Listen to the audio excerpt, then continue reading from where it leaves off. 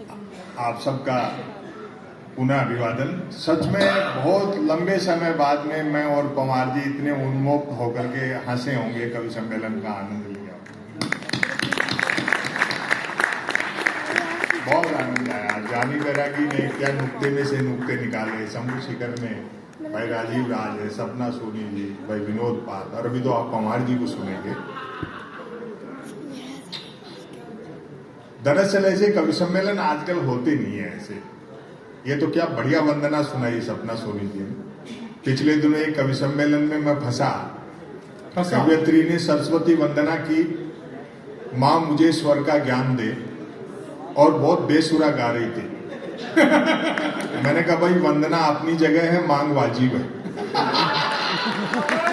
मांग वाजिब है। लोग कहते हैं संपत सरल जी आपके 2-4 ऑडियो वीडियो क्या वायरल हुआ, आप पैसा बहुत लेने लग गए। मैंने कहा जी बात आपकी ठीक है, लेकिन आने जाने का किराया और साथ के कवियों को सुनने का मेहनताना घटा दो तो बचता ही क्या। वही रचनाएं होती हैं जो YouTube पे पड़ी हैं। अभी उतरते से ही देखना 20 चैनल डाल देंगे। कभी भी बेचारा रोज कितनी नहीं लिखेगा, लेकिन कवि सम्मेलन हमें वो अच्छा लगता है जिसमें हमको संतुष्टि मिलती है। भले कितनी भी तालियां बजाएं, लेकिन जिसको सुनाने में हमें सुख मिलता है, हम वही कवि सम्मेलन अच्छा समझते हैं। तो आज निश्चित रूप से बहुत आनंद और उल्लास का वातावरण है, बहुत आनंद आ रहा है। महिलाओं को लेकर के, माता बहनों को लेकर काफी बातें की गई। देखो, स्त्री का त्याग संसार में पुरुष से बड़ा है, और भारतीय नारी का तो कहना ही क्या। उस त्याग का कोई जवाब नहीं दुनिया में। वो पति ने डींग हाँकते हुए कहा, पति से मेरे बड़प्पन देख जो तेरे से बिना देखे शादी कर ली। पत्नी बोली मेरी भी हिम्मत देख जो तेरे को देखने के बाद भी मना नहीं किया। देखने के बाद। आज हम पवार जी भाई साहब को सुनेंगे और ये शिखर पर कलश रखेंगे। वो मंच अपने आप में ही धन्य होता है जिस पे हरिओम पवार जी हो, उनकी उपस्थिति हो, वो रचना पाठ करें। विसंगतियों से व्यंग निकलता है जी। ये देवभूमि है, हालांकि मुझे ये बात नहीं कहनी चाहिए थी, लेकिन मैं कहता हूं विसंगतियों से व्यंग निकलता है कैसे। मूर्खताओं से देश में बड़ी चहल पहल। हलाल और झटका पे बहस चल रही है और बकरे से कोई उसकी मर्जी नहीं पूछ रहा। हाय हाय क्या बात है, वाह वाह वाह। ये राजनीति का मंच नहीं है। मंत्री महोदय को आना था, कहीं व्यस्त होंगे। आजकल नेताओं से तो बात ही क्या करें, पता ही नहीं लगता कौन किस पार्टी में। एक कवि सम्मेलन में सामने एक विधायक बैठे थे, मुझे पता नहीं किस पार्टी के। मैंने ऐसे पूछ लिया, मैंने कहा साहब कांग्रेस में हो? बोलो नहीं बीजेपी में है, कांग्रेस में आधे घंटे पहले थे। और अभी तो ये थोड़ी सी स्थितियां और बदलेंगी, थोड़ी क्या बहुत ज्यादा बदलेंगी। जब इंडिया पूरी तरह डिजिटल हो जाएगा तो ये भ्रष्ट और लालची सांसद विधायक आपको अमेजन और फ्लिपकार्ट पे मिलेंगे। और बूढ़े रिटायर्ड नेता भी निराश न हो, वो अपने आप को OLX पर डाल सकते हैं। मीडिया के बंधु यहाँ बैठे हैं? बैठे हैं क्या? बैठे। अच्छा। सरकार का केंद्र में बहुमत कम हुआ तो ये बैठने लगे, वरना अब तक तो लेटे थे। वाह वाह वाह वाह वाह, जिंदाबाद। हिम्मत तो आती है थोड़ी सी, ऐसी बात नहीं। हालांकि गलती इनकी नहीं है, भी हमारे मित्र हैं, शुभचिंतक हैं। ये जो लिख करके ले जाएंगे वो छपेगा ही नहीं, क्योंकि जिसके विरोध में लिख के ले जाएंगे उसका 1 पेज का विज्ञापन आ चुका है।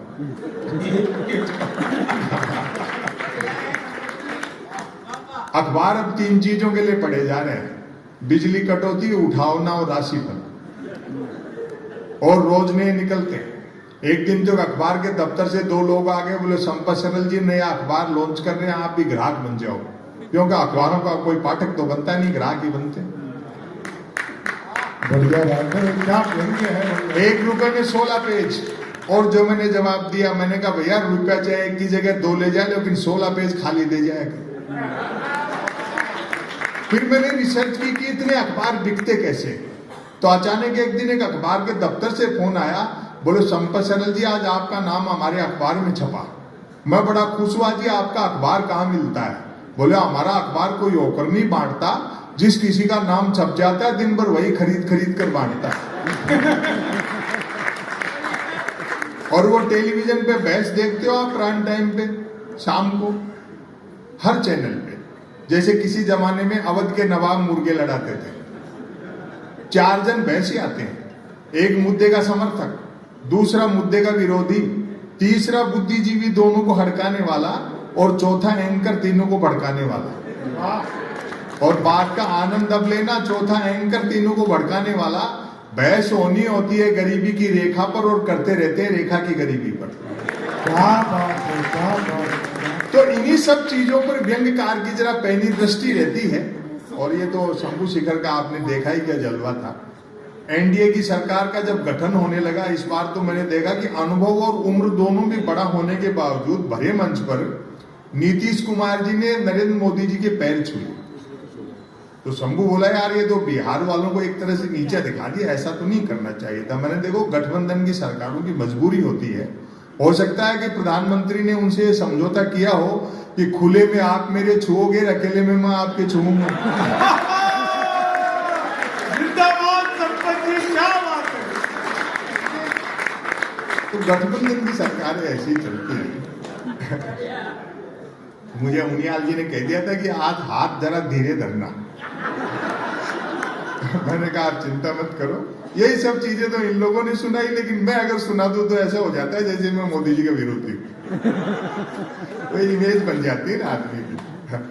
हाँ, वो तो मंत्री महोदय नहीं आए ना, तो वो तो सुना ही सकते हैं, किस बात का डर है। संपत जी इस कार्यक्रम में ही व्यंग है। नहीं, वो सारे कभी यहाँ पे कह रहे हैं कि जी पैसे कम है, पैसे कम है, और मंत्री जी का नाम धन सिंह है।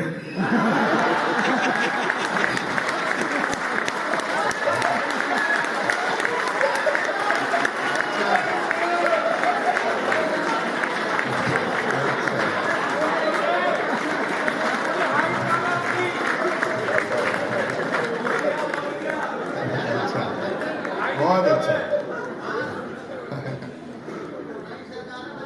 लेकिन अच्छा, मुझे आज एक तो ये कोई मिलते से एक सवाल जरूर करता, बोले जी आपको कभी कोई धमकी वमकी मिली?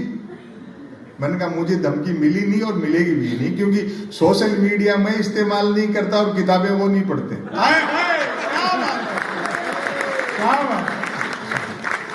लेकिन मेरी इमेज ऐसी बना दी। एक तो सच्ची घटना है कि इनकम टैक्स के अधिकारी थे, उनका एक फोन आया, ऐसे ही मजाक मिलने वाले थे।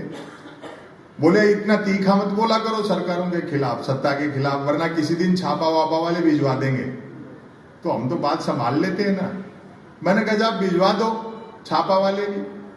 गबन के नाम पर एक हिंदी लेखक के घर में लाइब्रेरी में प्रेमचंद के गबन उपन्यास के अलावा क्या मिलेगा?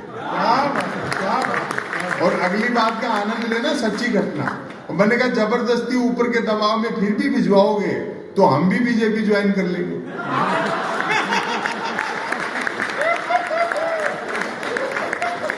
सुबह जिसको चोर कहते हैं, शाम को सह सम्मान माला पहनाकर पार्टी में ले लेते हैं। तो ये सब चलता रहता है राजनीति में। जमाना बड़ी चैन से सो रहा है, जो होता था पहले वही हो रहा है। ब्रेकिंग न्यूज, लघु कथा सुना। आत्मनिर्भर नामक राज्य में जबरदस्त न्यूज क्रांति हो चुकी थी। टेलीविजन वाले खबर कैसे तानते, न्यूज चैनल खबरें तलाशते नहीं, गढ़ते थे, और देते नहीं, फैलाते थे। ब्रेकिंग न्यूज की तो मारामारी रहती थी। अब कथा यहां से शुरू होती। एक दिन ज्यों ही राजा नहाकर स्नान घर से निकला, त्यों ही एक न्यूज चैनल ने ब्रेकिंग न्यूज दागी, राजा नहाया। दूसरे न्यूज चैनल ने खुशी जाहिर की, राजा आज भी नहाया। तीसरे न्यूज चैनल ने अटकलें लगाई, राजा क्यों नहाया। चौथे न्यूज चैनल ने नई जानकारी दी, राजा पहली बार नहाया। पांचवें न्यूज चैनल ने आत्मनिर्भरता की पुष्टि की, राजा खुद नहाया। और जहां मेरी दृष्टि गई है इस बार तालियां रोक नहीं पाओगे, राजा खुद नहाया। छठे न्यूज चैनल ने रहस्योद्घाटन किया, राजा पानी से नहाया।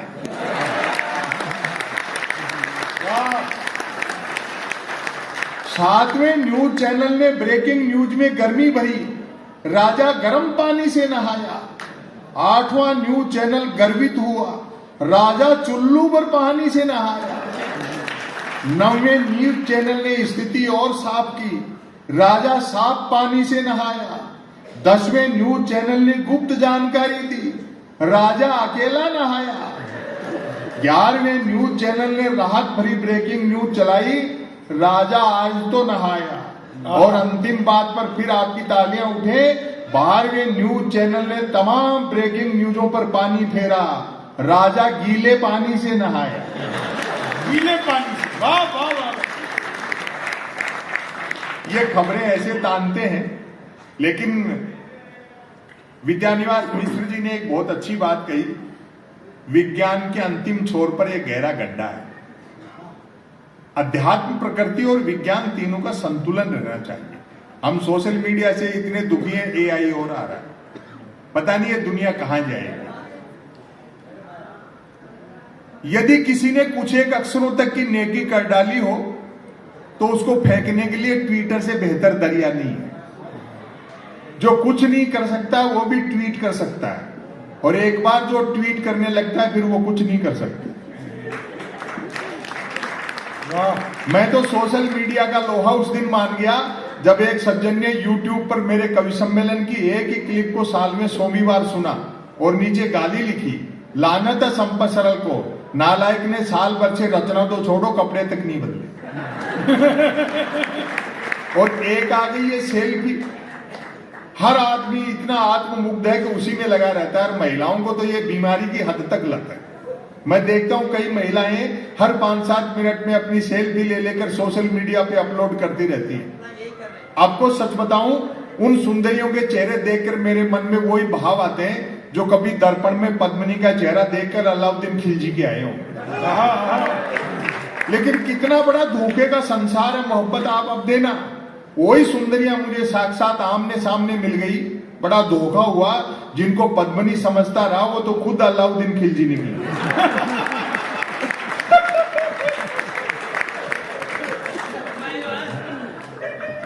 विसंगतियों से व्यंग निकलता है। सपना जी देखो क्या बढ़िया गीत सुनाए। एक जमाना ऐसा था जब मैं भी प्यार प्रेम की कविताएं लिखता था, जब तक अकलदार नहीं निकली थी। उबासी के बहाने भी किसी लड़की के दांत दिख जाते तो 5-7 गजलें लिख मारता था, भले वो उबासी मुझको देख करके ले रही होती थी। और एक निवेदन कर दूं, बड़ी संख्या में माताएं बहनें बैठी हैं, प्रकृति के, कुदरत के, सृष्टि के नियम बदल सकते हैं, औरत के प्रति पुरुष की मानसिकता नहीं बदल सकती। मर्द की फितरत होती है, अर्थी के रास्ते में भी औरत मिल जाए तो 80 साल का मुर्दा भी वाइब्रेशन मोड पर आ जाता है। लेकिन इतना भी तय है कि शादी होते प्यार का बुखार उतर जाता है। जैसे ही ब्याह की कुनेन खाई, प्यार का मलेरिया गायब।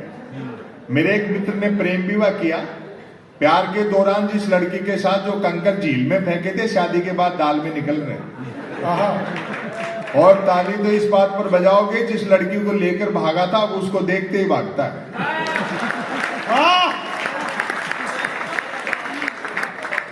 शादी के 3 दिन बाद मिला, मैंने कहा नया नया प्रेम विवाह किया, पत्नी को लेकर सिनेमा जा, सैर सपाटा करके मंदिर मंदिर भटकता है। बोले भाई साहब सुना है जोड़े ईश्वर बनाता है, बस उसी को ढूंढना। ये बहुत त्याग और समर्पण का काम है। प्यार मोहब्बत में आदमी को अपना कैरियर तक दांव पर लगाना पड़ता है। मैं ऐसे कई लड़कों को जानता हूं जो कॉलेज के जमाने में मेरे साथ पढ़ते थे, जिन्होंने अपने बाप की गाड़ी कमाई से प्रेमिकाओं को जलेबी खिलाई, आजकल शहर के नामी हलवाई बने हुए। और मेरे मित्र का त्याग तो प्रेम के मामले में बुद्ध से भी बड़ा है। बुद्ध अपनी पत्नी और बेटे को सोता हुआ छोड़कर चले गए थे। वो रोज रात को इंतजार करता है कि लुगाई सोए तो घर में घुसूं। और देखो मैं तो हिंदी साहित्य का विद्यार्थी था, तो मुझसे तो कौन प्रेम करती। ये हिंदी का कवि सम्मेलन है, हिंदी उर्दू का। आप मर्म देखना, मेरी पीड़ा समझना। मैं तो हिंदी साहित्य का विद्यार्थी था, इसलिए मुझसे कौन प्रेम करती। भाई मरते हुए पे कौन मरेगा। लेकिन मेरे साथ 2 चीजें ठीक थे। तो साहित्य का विद्यार्थी था तो भाषा अच्छी थी, दूसरा मैंने ट्रकों से शेरो शायरी उतार रखी थी। वाह। तो प्रेम करने वाले मुझसे प्रेम पत्र लिखवाते थे, और मैं जिसके प्रेम पत्र लिख देता था उसके 2 नतीजे जरूर निकलते थे। या तो उसकी शादी हो जाती थी, या फिर वो पिटता था। हालांकि बात एक ही है। वाह वाह वाह वाह वाह, क्या बात है। आज भी कई मिलते हैं अपनी पत्नी और बच्चों के साथ जो मेरे प्रेम पत्रों की वजह से बह गए, मुझे देखते ही दांत पीसते हैं कि नालायक जाट बुश एक अच्छी खासी अमेरिकी फौज को इराक में उलझा। आम आदमी आम दिन तो छोड़ो, 14 फरवरी को वैलेंटाइन डे आता है, उस दिन तक सुख से प्रेम नहीं कर सकता। 14 फरवरी को श्री राम सेना वाले तो ये कह देते कि जो भी प्रेम करता हुआ मिला उसको पीटेंगे, और सरकार पुलिस को ये कह देती कि देखो इस दिन कोई प्रेम से वंचित नहीं रह जाए। जो प्रेम करते हुए मिलते हैं उनको तो श्री राम सेना वाले पीटते हैं, जो नहीं करते उनको पुलिस वाले पीटते हैं। ये वैलेंटाइन डे वगैरह है क्या? मेरे ख्याल से वैलेंटाइन डे एक सोने का हिरण है, जिसे बाजार के जंगल में उन कंपनियों ने छोड़ रखा है जो धनुष बाण का बिजनेस करती है। क्या बात है, क्या बात है, क्या बात है, क्या बात है। देश के सामने जो चुनौतियां हैं, बुनियादी मुद्दे हैं, वहीं से मैं निकाल के एक व्यंग आप लोगों को सुना देता हूं। जी स्वागत है।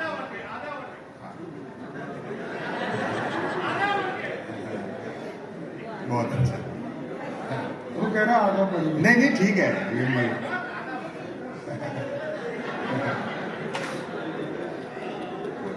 वो आनंद ले रहे हैं साहब।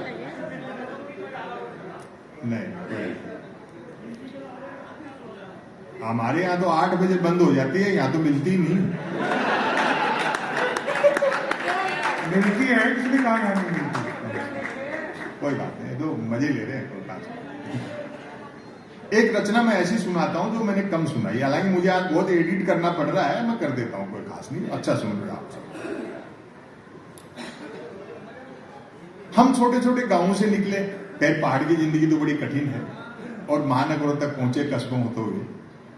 हम रूमानी चश्मे से गांव देखते हैं, क्या है आप ऋषिकेश से ऊपर पहाड़ में गांव होगा ऐसा, लेकिन वहां की जो जिंदगी है, वो जो चुनौती है, हम 2-3 दिन से ज्यादा स्वीकार नहीं कर सकते। शहर में रह करके गांव की बात करना अलग बात है, उस गांव में जाकर वैसा जीवन जीना अलग बात है। सच बात। और जो गांव की चुनौतियां हैं, जो संघर्ष है, जो पेचीदगियां हैं, जो राजनीतिक दांव पेच हैं, वो पहले वाले जैसी सादगी वैसी नहीं है। गांव का आदमी ज्यादा होशियार, ज्यादा चालाक होता है शहर की तुलना में। 2 चीजों का फर्क है। एक तो गांव के आदमी का सेंस ऑफ ह्यूमर बहुत अच्छा होता है, वो किसी बात की गांठ नहीं बांधता, शाम को मजाक करेगा, सुबह वैसे की वैसे। शहर का आदमी मजाक का बुरा मान लेगा तो भले ही आपसे संबंध सामान्य लोग जिंदगी भर नहीं भूलेगा। हाँ, ये फर्क होता है गांव में शहर में। वहीं से मैंने एक रचना निकाली, एक आदर्श भारतीय गांव। जी, उसके बाद हम पवार की विषय। इसमें राजनीति और तमाम सारी चीजें हैं। एक आदर्श भारतीय गांव। धर्म के नाम पर इतना सब कुछ चल रहा है देश में। दुनिया देखो मोहब्बत से चलती है। जंगल में आग लगती है तो न तो वो पेड़ बरगद बच पाते हैं जो हवा को आंधी में बदलते हैं, और न वो बांस ही बच पाते हैं जो आपसी रगड़ से चिंगारी पैदा करते हैं। क्या गांव में और शहर में एक अंतर ये भी होता है, गांव में जातीय कट्टरता है, शहर में सांप्रदायिक विद्वेष है। सब धर्मों के लोग गांव में मिलजुल के रहते हैं। हालांकि थोड़ा थोड़ा नीचे तक पहुंच रही हैं चीजें, लेकिन हम मनुष्य मूलतः सामाजिक प्राणी हैं, तो ये सब चीजें, ये घाव भी भर लेंगे, सब चीजें ठीक हो जाएंगी। देखिए साहब, एक आदर्श भारतीय गांव। आज भी जो ये मानते हैं कि भारत की आत्मा गांवों में बसती है, मेरे ख्याल से उन्होंने गांव उतने ही देखे हैं जितनी की आत्मा। वाह। जिस आदर्श गांव का जिक्र मैं करने जा रहा हूं, वह राजधानी से 50 किलोमीटर पश्चिम में है। चूंकि रास्ते में शराब के कई ठेके पड़ते हैं, अतः यह दूरी घटती बढ़ती भी रहती है। वाह वाह वाह वाह। कहते हैं कि उक्त आदर्श गांव किसी जालिम सिंह नामक डाकू ने बसाया था। पुराने गांव किसी चौधरी ने, ठाकुर साहब ने, पटेल ने, सेठ जी ने, किसी महाराज ने, ये सब बसाते थे व्यक्ति। कहते हैं कि उक्त आदर्श गांव किसी जालिम सिंह नामक डाकू ने बसाया था, जो कि निहायत ईमानदार और परोपकारी डाकू थे, क्योंकि निर्वाचित नहीं थे।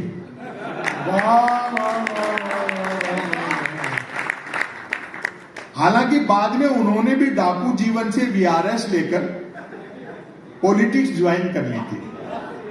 उनके समझ में आ गया होगा कि एक डाकू को जिनके यहाँ डकैती डालने जाना पड़ता है, चुनाव जीत लेने पर वही लोग घर बैठे दे जाते हैं।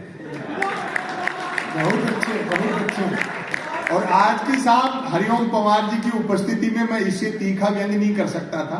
अच्छा लगे तो मेरी बात पे दाद दें, वरना मेरी हिम्मत के दाद। यूं भी असली स्वच्छ भारत अभियान की कहां जरूरत है। यूं भी अपराध और राजनीति में महज वोटिंग का एक अंतर रह गया है।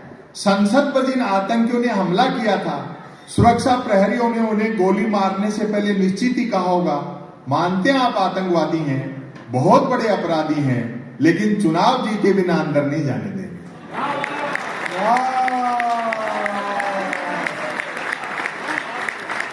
बहुत अच्छा सुन रहा है। आदर्श गांव में 10 दिशाएं, तीनों मौसम, 12 महीने और 7 वार सब होते हैं। बस एक तो गांव के उत्तर में किसी भी साइज का कोई हिमालय नहीं है, और दूसरा गांव 3 तरफ से समुद्र से घिरा हुआ नहीं है। गांव वालों का दावा है कि डाकू जालिम सिंह जी 2-4 दिन भी और जीवित रह लेते तो आज ये दोनों चीजें भी गांव में होती। गांव के लोग किफायती इस हद तक हैं, मितवई कम खर्चीले। गांव के लोग किफायती इस हद तक हैं कि किसी को मिस कॉल तक अपने फोन से नहीं मारते, और दरिया दिल ऐसे कि मिस कॉल मारने के बाद फोन कर करके भी पूछते रहते हैं कि मिस कॉल मिला क्या। गांव में कुल 13 पर्यटक स्थल हैं, टूरिस्ट पैलेस, 3 शराब के ठेके, 1 मंदिर, 1 प्राइमरी स्कूल, 2 कुएं, 1 पुलिस चौकी तथा 5 शमशान घाट। सरकारी ठेकों के बावजूद हस्त निर्मित शराब को ही प्रायोरिटी दी जाती है, ताकि ग्लोबलाइजेशन के इस भीषण दौर में भी स्वदेशीपन बना रहे। अधिकांश लोग शराब पीते हैं, गांव को बर्बाद कर रखा शराब। अधिकांश लोग शराब पीते हैं, कई नहीं भी पीते हैं। जो नहीं पीते हैं वे पीने वालों को समझाते बुझाते रहते हैं। उनके समझाए से जब पीने वाले नहीं समझते हैं तो दुखी होकर वे भी पीने लगते हैं।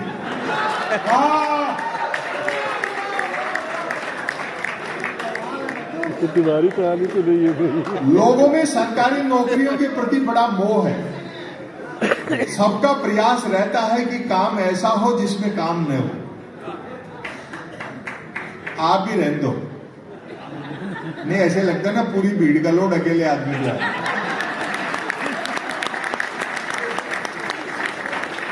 लोगों में सरकारी नौकरियों के प्रति बड़ा मोह है।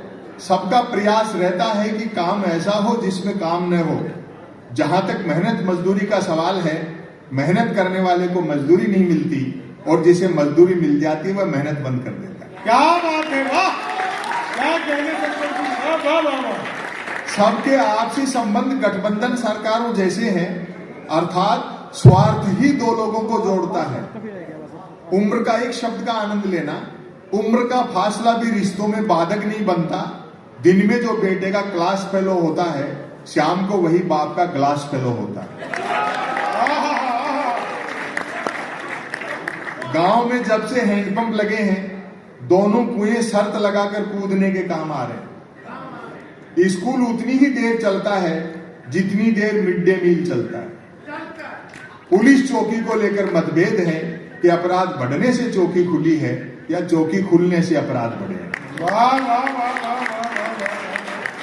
अब देखिए गांव की जो असली समस्या है। 5 शमशान घाटों से स्वतः सिद्ध है कि गांव में 5 जातियां रहती हैं। इस बात का पूरा ध्यान रखा जाता है कि मनुष्य के मरने के बाद भी उसकी जाति नहीं मर जाए। एक दफा कै जाति के लोगों ने अपना एक शव गफलत में खे जाति के शमशान में जला दिया। बात ऐसी बिगड़ी कि खे जाति वालों ने तुरंत अपना एक व्यक्ति मारा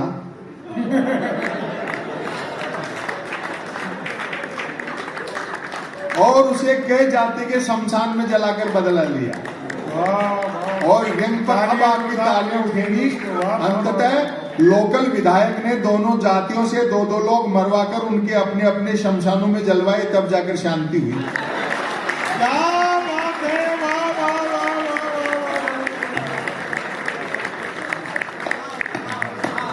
तालियां जोरदार होनी चाहिए दोस्तों। क्या धन्यवाद, क्या अद्भुत, वाह, वाह, वाह, वाह।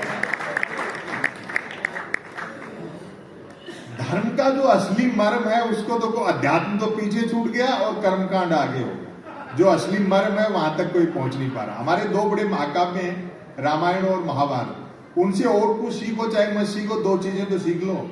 राम कथा से रामायण से यह शिक्षा मिलती है कि सोने का हिरण नहीं होता, वाह। और मल्टीनेशनल कंपनियां वही बेच रही है। पूंजीवाद में दो चीजें दिखती है, डर और सपने। अच्छे दिन आएंगे कहकर के सपने बेचे, बटेंगे कटेंगे कहकर के डर बेच रहे। और महाभारत से एक शिक्षा यह मिलती है कि बहुमत की ताकत का दुरुपयोग करो तो क्या दुष्परिणाम निकलते हैं। इसलिए मिलजुल करके मोहब्बत से रहना चाहिए। घरों में दो चीजें सबके यहां फाइनेंसित हैं, मोटरसाइकिल और टेलीविजन। मोटरसाइकिल इसलिए कि गांव सड़क मार्ग से शहर जा सके, टेलीविजन इसलिए कि शहर आकाश मार्ग से गांव आ सके। वाह। टीवी ने तो ज्ञान के क्षेत्र में क्रांति कर दी। कक्षा में मास्टर जी महाभारत के रचयिता का नाम पूछते हैं तो बच्चे बीआर चोपड़ा बताते हैं। जो हो, गांव वालों का सेंस ऑफ ह्यूमर देखो और उस सांप्रदायिक सद्भाव और मोहब्बत के नाम पर मैं यह समापन करके अपनी जगह लेता हूं। जमीन तैयार मैंने कर दी है, आदरणीय पवार जी आएंगे और जितनी देर आप सुनना चाहें, जितनी मेरी इमेज ऐसी बना दी ना तो लोग सोच रहे हैं कि ऐसे कोई टोका टाके कर रहा होगा। नहीं, वो उत्सव बना और वो किसी कारण से दुगना बढ़ा रहे। जो हो, गांव वालों में परिहास वृत्ति लाजवाब है। चरणदास जी हड़बड़ी में जरा छोटे जूते खरीद लाए, दुकानदार ने बिका हुआ सामान वापस नहीं लिया क्योंकि दिन भर में एक ही बिका। लाचार चरणदास जी को ठांसे गए जूते काट रहे हैं और वे लंगड़ाते हुए चल रहे हैं। रास्ते में टकरा गए इकबाल मियां, पूछ बैठे चरणदास जी ये जूते कहां से मार लाए, मतलब कितने के पड़े। अब उसका प्रश्न और उनका जवाब मैं अपनी जगह लेता हूं। समापन पर तालियां बजा देना वरना ये तीनों पेज फिर शुरू कर दूंगा। लाचार चरणदास जी ठांसे के जूते काट रहे हैं और वे लंगड़ाते हुए चल रहे हैं। रास्ते में टकरा गए इकबाल मियां, पूछ बैठे चरणदास जी ये जूते कहां से मार लाए, मतलब कितने के पड़े। एक तो जूते काट रहे थे, ऊपर से इकबाल मियां की मार लाए और पड़े जैसी भाषा। चरणदास जी ने झल्ला कर कहा पेड़ से तोड़े। इकबाल मियां बोले महाराज कच्चे तोड़ लिए।